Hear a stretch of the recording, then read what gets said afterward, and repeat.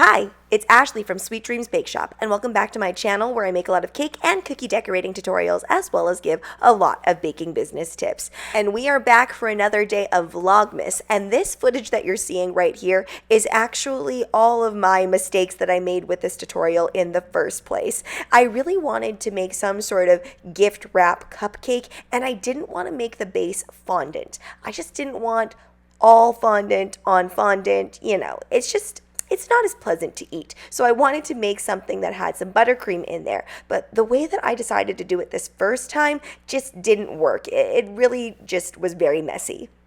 Before I tell you how to actually solve this issue that I created for myself, let's start at the very beginning. You are going to need fondant for this, and it will not really work with anything else, so fondant or modeling chocolate are the number one choices. Make sure that your fondant or modeling chocolate has a good bit of shortening mixed in there so that it's nice and pliable, because this can take some time to do, especially if you haven't done it a lot, and you want to be able to make sure that it stays nice and pliable, doesn't crack or dry out on you. So you're going to take your fondant and make sure that you keep moving it around like I do, and put down a little bit of cornstarch if it really is sticking way too much, but because I have enough shortening in here, it is not sticking. So I'm able to just do this without cornstarch, which is preferred with something like this, because obviously you're not going to be able to steam this afterwards. So just making sure to be very, very sparing if you do need to use cornstarch.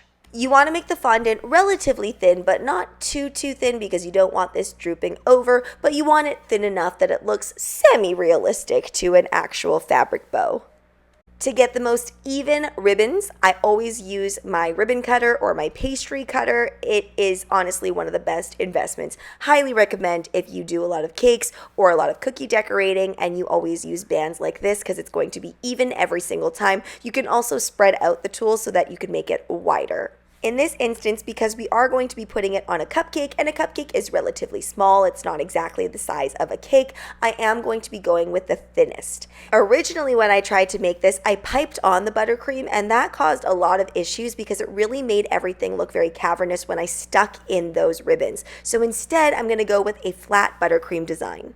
And I realized I'm going painfully slow here. The reason is because I was still kind of thinking about what it was that I was going to do. So I do recommend that you pipe on the buttercream first so that you can create this dome shape if your cupcake does not naturally have that dome shape from the way that it baked up. Then go ahead and place one of the ribbons in the center and just squish it directly in. The fondant should have dried overnight at least so that it stabs in really, really easily and you're not going to get things falling apart on you. This cupcake is definitely a 2-day cupcake, meaning you really can't get it done all in one day unless you mix the fondant with Tylose powder. But if you don't have that, you're just going to have to wait the old-fashioned way until it's nice and stiff. And we can't make it through most of these tutorials without adding some edible glitter, because, oh, why not? Thanks so much for watching, guys. Don't forget to like, share, and subscribe so you can be part of the Sweetie fam. Right now, I'm uploading every single day for Vlogmas, so be sure to come back tomorrow to see what else I do on the 25 days of cupcake decorating. And if you are not done with cake decorating content, be sure to check out the Bake Down podcast, where Ollie and I have been reacting to baking fails. Bye!